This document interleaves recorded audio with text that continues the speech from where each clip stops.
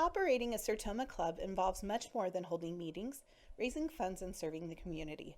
As a not-for-profit organization, each Sertoma club has certain legal responsibilities it must fulfill to maintain its tax-exempt status. This includes the need to file reports with taxing agents like the IRS and with Sertoma. During this session, we'll take a look at what all this entails so that you can have a better understanding of what it takes to maintain your nonprofit tax status. Sertoma is a 501c3 organization. This is one of 29 types of nonprofit organizations exempt from paying some federal income taxes. For the Internal Revenue Service to recognize an organization's exemption, the organization must be set up as a trust, corporation, or an association. For the purpose of Sertoma clubs, that means organizing as a corporation in the state where the club is located. Organizing documents must be submitted to the IRS. This would include things like your charter, bylaws, etc.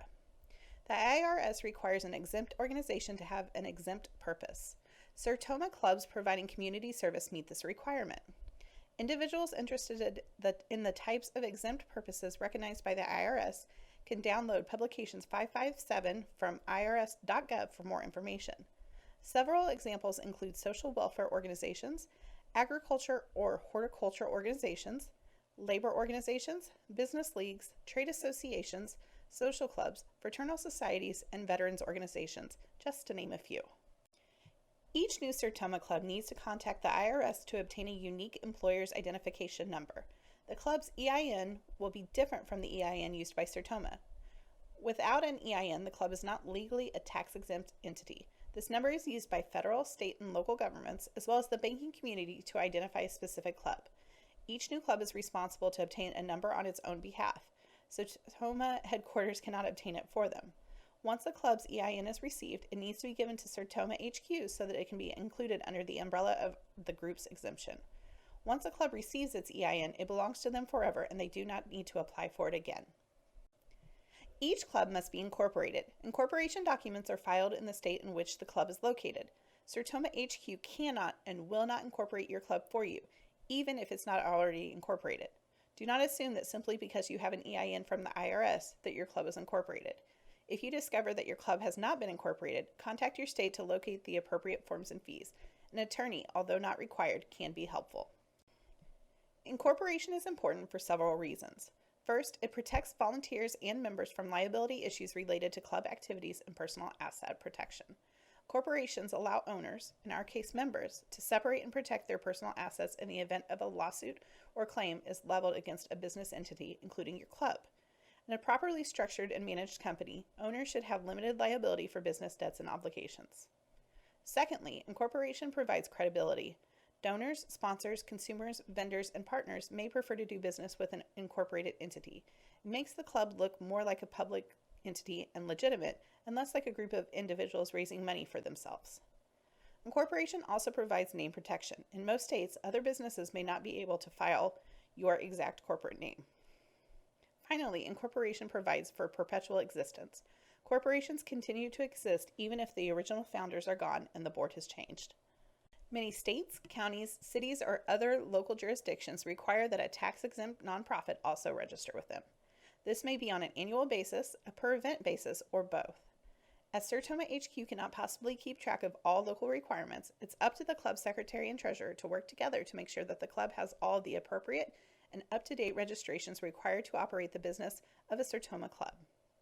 Equally important is for the outgoing secretary and treasurer to have clear records and a process of information exchange for their successors to be able to keep the club operating during an officer transition.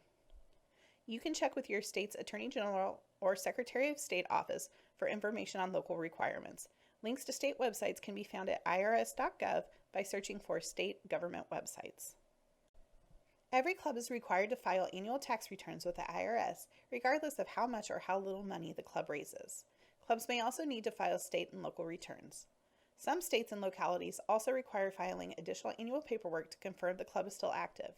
Many times these forms simply provide updates or confirmation of contact information for the current board of directors. In addition to filing annual paperwork, your club must undertake additional measures to maintain your tax-exempt status. It's important to refrain from activities that may jeopardize your status. This includes things like private inurement, political campaign intervention, and lobbying.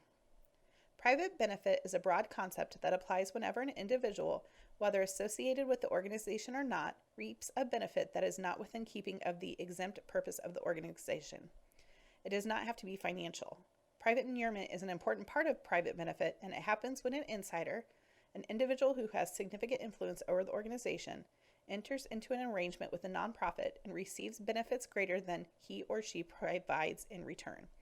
A prime example is overcompensation. Political campaign intervention means that organizations are prohibited from directly or indirectly participating or intervening in any political campaign on behalf of or in opposition to any candidate for public office at the federal, state, or local level. Political contributions may result in the revocation of tax-exempt status and/or imposition of certain excise taxes. Voter registration or educational activities with an evidence of bias for or against a candidate by the club constitutes campaign intervention and is not permitted. However, keep in mind that campaigns may appear at events open to the public or speak at an event as long as the invited guest follows certain rules. You can learn more by seeing the IRS Compliance Guideline for 501c3 public charities through irs.gov. Finally, clubs must also maintain financial records and club governing documents to maintain tax-exempt status. Let's examine reporting requirements a little more closely. All Sertoma clubs must file a Form 990 with the IRS. Which of the three forms you file is based on your gross receipts and total assets. Smaller clubs with gross receipts of less than $50,000 can file electronically using Form 990N. For clubs with gross receipts between $50,000 and $200,000 and total assets less than $500,000, Form 990 Easy can be used. Clubs with over $200,000 in gross receipts or assets valued at greater than $500,000 must use Form 990. Additionally, if clubs raise more than $1,000 from an unrelated trade or business, Form 990T must also be filed. Please note, all revenues are used in calculating gross, including dues collected by individual members and passed on to Sertoma headquarters. You can view additional training on this topic by visiting the tax and legal portion of the training library at members.sertoma.org. This may not apply to many clubs, but you should also be aware of payroll requirements. For any clubs that pay wages to employees, employment tax returns must be filed.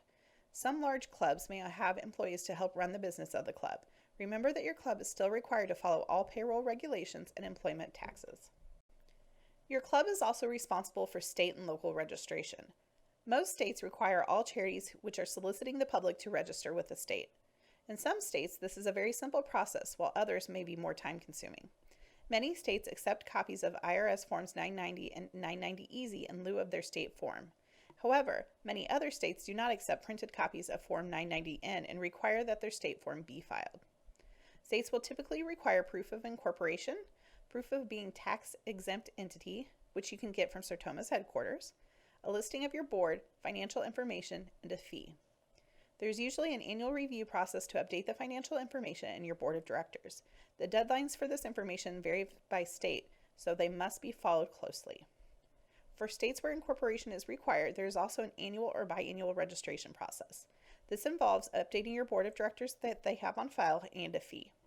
Make sure you know when this is due, as it can vary from state to state.